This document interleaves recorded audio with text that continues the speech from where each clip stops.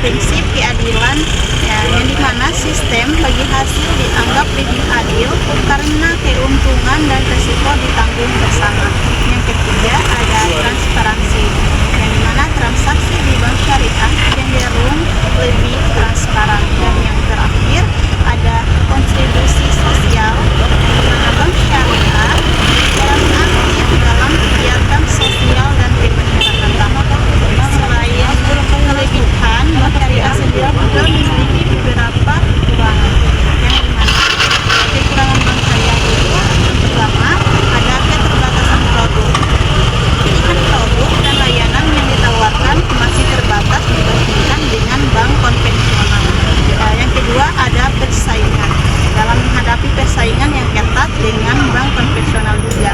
Yang ketiga ada kurangnya kesadaran masyarakat, yang masih banyak masyarakat belum memahami konsep bank syariah. Jadi saya di sini sudah bersama dengan salah satu nasabah yang akan saya wawancarai pada hari ini. Oke, jadi dengan kata siapa? Oke, di sini saya akan mengajukan beberapa pertanyaan mengenai bank syariah. Pertanyaan pertama, apakah kakak tahu apa itu bank syariah? Ya, saya tahu apa itu. Oke, jadi pertanyaan kedua, apakah kakak tertarik dengan bank syariah?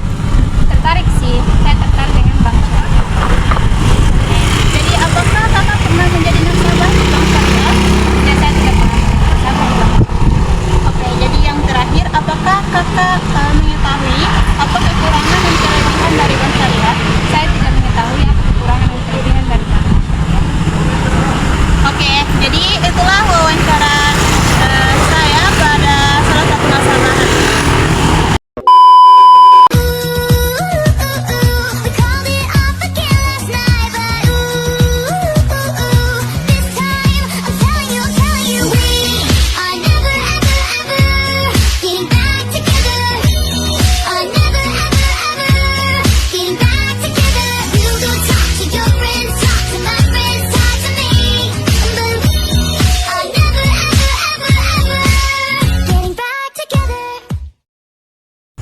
Nah, itu adalah hasil dari wawancara dari seseorang nasabah yang telah saya wawancarai sebelumnya.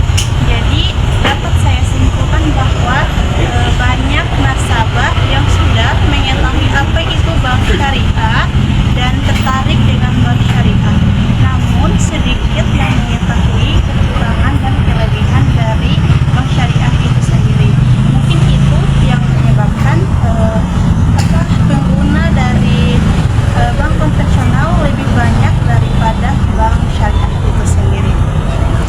Dan setelah itu saya akan menjelaskan sedikit mengenai praktik perbankan syariah di Indonesia, yang dimana di dalamnya terdapat tantangan dan peluang. Jadi, perbankan syariah di Indonesia telah mengalami perkembangan yang signifikan dalam beberapa tahun terakhir.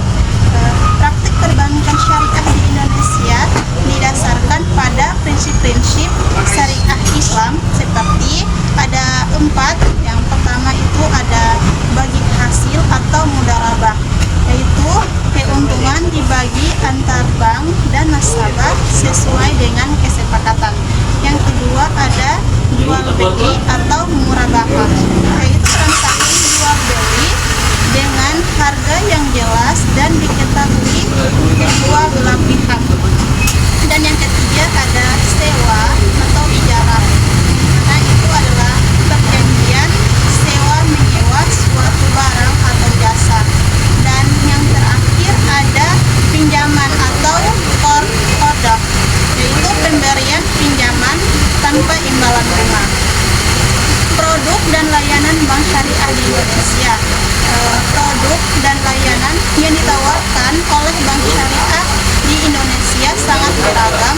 Antara lain ada 3 produk, yang dimana yang pertama ada produk simpanan. Produk simpanan itu terdiri dari tabungan, deposito, investasi.